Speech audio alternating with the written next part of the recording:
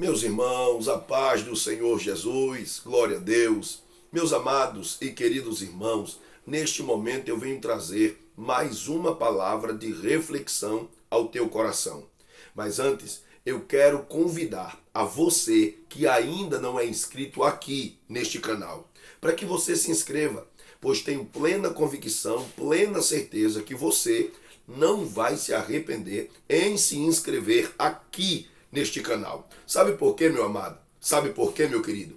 Porque o conteúdo deste canal é de suma importância para a tua vida espiritual, para a tua vida conjugal, para a tua vida familiar e também para a tua vida ministerial. Por isso, eu tenho plena convicção e certeza que você não vai se arrepender. Então se inscreva depressa para que você seja muitíssimo abençoado. Amém, meus amados? E a você que já é inscrito neste canal, que já faz parte desta família, eu quero pedir a você que compartilhe os nossos vídeos, nos ajude a levar a palavra de Deus mais longe e a alcançarmos mais vidas pelo poder da palavra de Deus. Amém, queridos? Amados, vamos a mais uma reflexão. Eliseu? Saúde os irmãos com a paz do Senhor?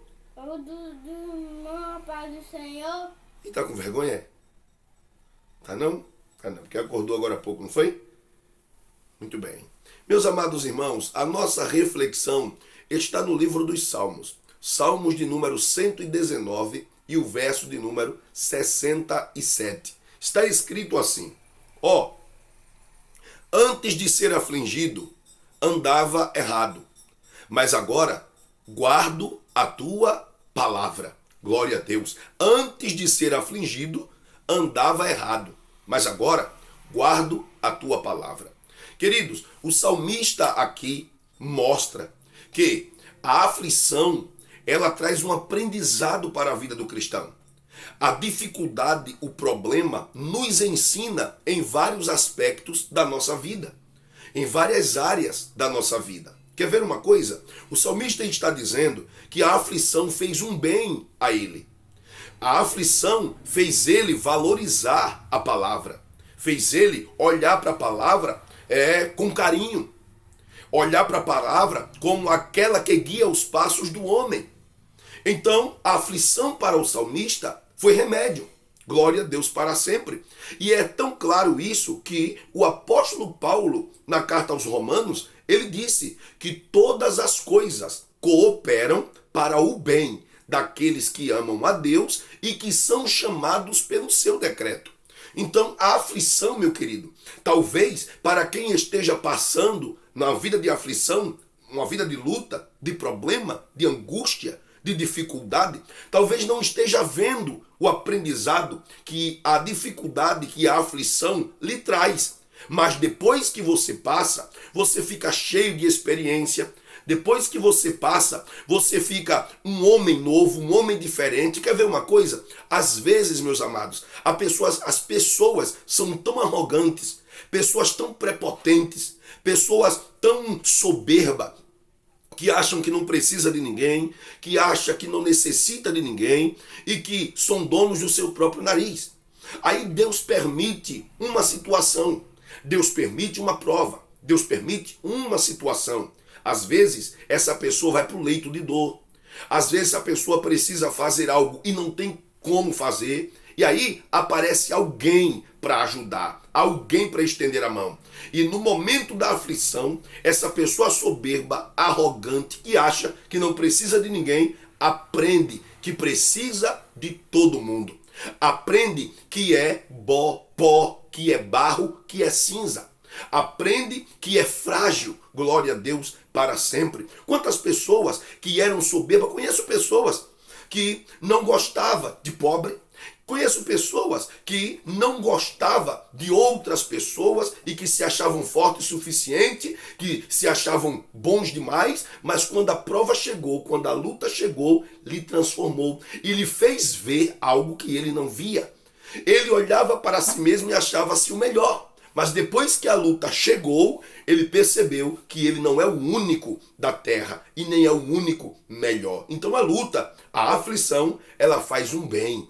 É tanto que o próprio Senhor disse no Evangelho de João, ele disse, olha, o que eu faço agora só entenderás depois. Então, em meio ao momento da aflição, no processo da aflição que você está passando, geralmente você não vai entender.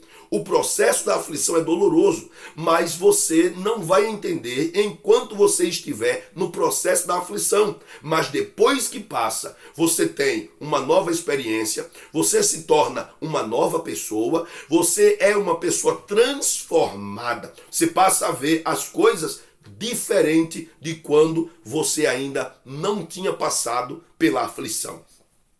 O mesmo salmista do Salmo 119, no verso 71, ele diz assim, olha que palavra linda que ele diz. Ele diz, foi-me bom ter sido afligido para que aprendesse os teus estatutos.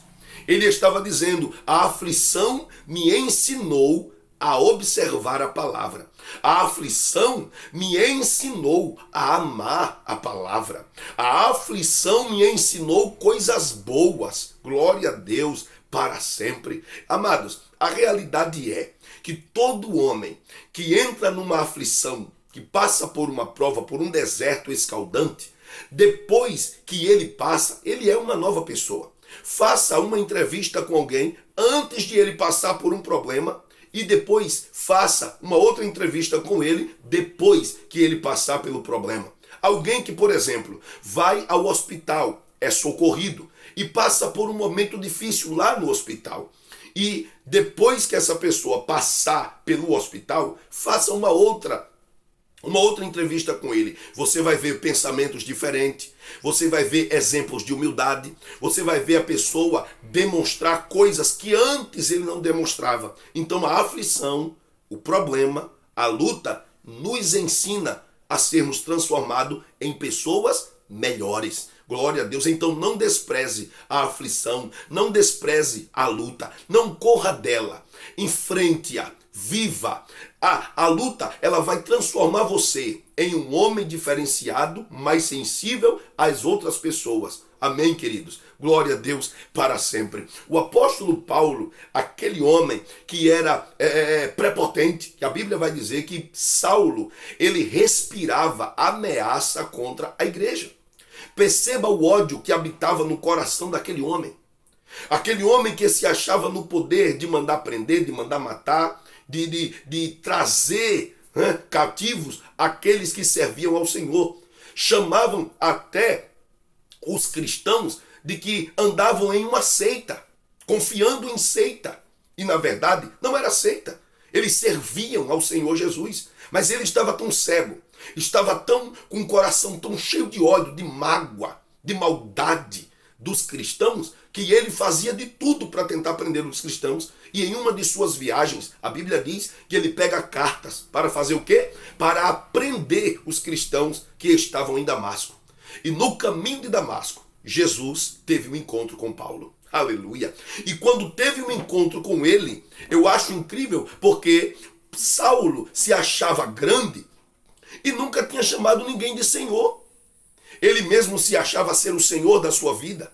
Mas quando ele encontrou com Jesus, a primeira coisa que ele perguntou, porque Jesus disse para ele, Saulo, Saulo, por que me persegue? Como que Jesus dissesse assim, faça isso, mas não, porque duro é para ti recalcitrar contra os meus aguilhões. Aí Paulo retruca dizendo, quem é Senhor? Pela primeira vez, Paulo abre a boca para chamar alguém de Senhor. Quem é Senhor? Jesus se apresentou a ele dizendo, eu sou Jesus, a quem tu tanto persegue. Aleluia, glória a Deus. Amados, depois do encontro que Paulo teve com Jesus, a Bíblia vai nos dizer que este homem foi transformado. Ao ponto de, em uma das cartas que ele escreve à igreja de Corinto, ele dizer, abrir sua boca e dizer, a palavra da cruz é loucura para os que perecem, mas para nós que somos salvos é o poder de Deus. Glória a Deus, aleluia. Irmãos, às vezes Deus aperta o homem. Deus permite que o homem seja levado a um beco sem saída.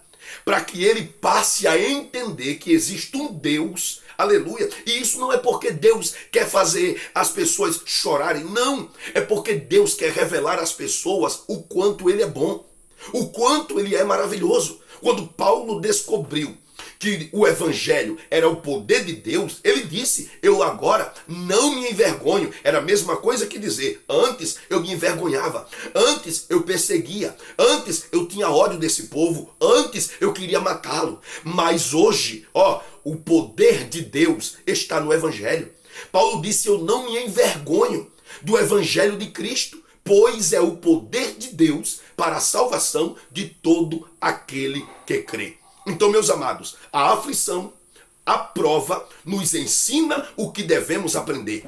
Aleluia! A prova, a aflição, os desertos dessa vida, os problemas da vida, as situações dessa vida, nos ensinam a ser pessoas melhores. Então não despreze de maneira nenhuma. Não despreze, porque as coisas de Deus vão se revelando em meio ao problema. Aleluia! Você lembra de Jó? Jó era um homem espiritual. Jó já tinha comunhão com Deus. Jó era um homem que já servia a Deus. Jó era tanto que a Bíblia diz que quando os seus filhos iam festejar, ele já oferecia sacrifício a Deus. Se porventura um dos seus filhos pecasse, falhasse, ele já vinha com um sacrifício para pedir a Deus que perdoasse. Veja que homem tremendo. Mas Deus queria ensinar algo mais a Jó. Deus queria revelar algo mais a Jó. E Deus permite que a situação difícil caia na casa de Jó. A Bíblia diz que de uma hora para outra a sua fazenda vai falir. De uma hora para outra os animais de Jó vão sumir. De uma hora para outra os seus 10 filhos morreram. De uma hora para outra Jó fica pobre. De uma hora para outra Jó perde a saúde. E esse Jó fica apenas o couro e o osso.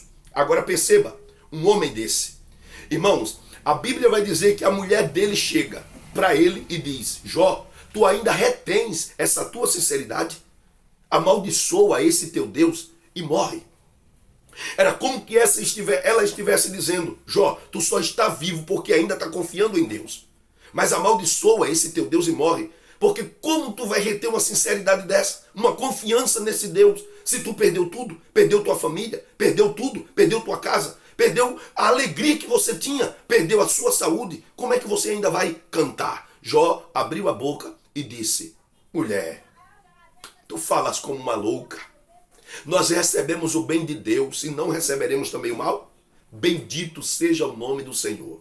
Mesmo sendo esse homem fantástico, esse homem tremendo, com convicções fortíssimas acerca de Deus, mas Deus queria ensinar algo mais a Jó. Chega-se o momento em que Jó passa por toda a tribulação. Depois que Jó passa por tudo, ele abre a boca e diz, olha, irmão, a expressão que Jó usa para mostrar o grau de espiritualidade que ele adquiriu depois da aflição, depois da prova. Jó abriu a boca e disse assim: eu só te conhecia de ouvir falar, mas agora os meus olhos te veem. Aleluia. Ele estava dizendo: tinha coisas, Deus, que eu não conhecia no Senhor. Tinha coisas, Senhor, que eu não confiava, que eu não sabia que poderia acontecer mesmo estando contigo. Mas existia coisas também que eu talvez não imaginasse que o Senhor pudesse fazer por mim. Mas agora eu sou um novo homem. Jó estava dizendo: aprendi nessa aflição a confiar mais. Aprendi nessa aflição a entender que o Senhor está sempre no controle de todas as coisas. Que o tempo seja bom, que seja mal, tu és o dominador de todas as coisas. Por isso que ele diz, 42 e verso 2, ele diz que os teus planos não podem ser frustrados. Glória a Deus. Jó estava dizendo: o que o Senhor determina para a vida do homem acontece, ainda que muitos não queiram, mas o que o Senhor determinou está determinado. Então, querido, o salmista disse: olha, antes de ser afligido, era como que ele dissesse: antes de ser afligido, eu andava errado, eu fazia o que não devia. É como pessoas que estão no mundo Você às vezes está no mundo. Talvez você esteja vivendo uma vida dissoluta. Talvez você esteja vivendo no pecado, traindo sua mulher, fazendo o que não deve, fazendo coisas que é desagradável aos olhos de Deus. E Deus olha para você e por ter amor pela tua alma, querendo salvar você, libertar você, Ele permite uma situação. Às vezes um acidente. E você para no hospital, ou mesmo em casa, em cima de uma cama. Ele permite uma situação acontecer. Um problema vir sobre a tua família, sobre a tua casa. Uma situação que você perceba, talvez uma aflição de medo. Uma coisa que aconteça para tirar a tua paz. Deus permite. E permite para quê? Para que você o conheça. Glória a Deus. Nessa situação, Deus vai levantar pessoas para te visitar, para te dar uma palavra de Deus, para te animar, para te fortalecer. E ali você passa a conhecer Deus, a conhecer a palavra de Deus. Aí você entrega a sua vida para Jesus. Aí você diz como Paulo. Paulo disse que a palavra da cruz era loucura, mas para nós que somos salvos é o poder de Deus. Depois que você se entrega para Jesus, você diz assim: meu Deus, eu poderia ter me entregue para Jesus antes. Por que demorei tanto? Por que demorei tanto tomar esta decisão, esta atitude, querido? Nenhum mal, ele vem para a tua vida sem ensino, sem um projeto de Deus em te ensinar, em te transformar em uma pessoa melhor. Amém, querido? Então não despreze a aflição. Tem coisas que Deus permite na tua vida para revelar o seu milagre, para revelar o seu poder, para revelar a sua bondade, para revelar o seu amor. Não despreze, aceite. Esse momento é especial. O salmista disse: antes de ser afligido eu andava errado, mas agora eu guardo a tua palavra. Ele estava dizendo: antes de ser afligido, de passar pela luta, pela prova, pela aflição, eu fazia tudo que era desagradável ao Senhor, mas agora eu aprendi a te servir. Aprendi a valorizar a tua palavra. Aprendi a abraçar-se com a tua presença. Aleluia. Que Deus abençoe você, querido. Não despreze. Talvez você esteja passando por esse problema, por essa luta. Não despreze, não corra. Não, aceite. Deus está te ensinando. Amém, queridos? Eliseu, vem cá. Vem cá, pai. Então, meus amados, é assim e o vídeo termina aqui. Eliseu vem aqui para saudar vocês com a paz do Senhor, em nome de Jesus. Vai, pai. O Senhor, meus irmãos, tchau. Não esqueça de ler a Bíblia. Jesus te ama.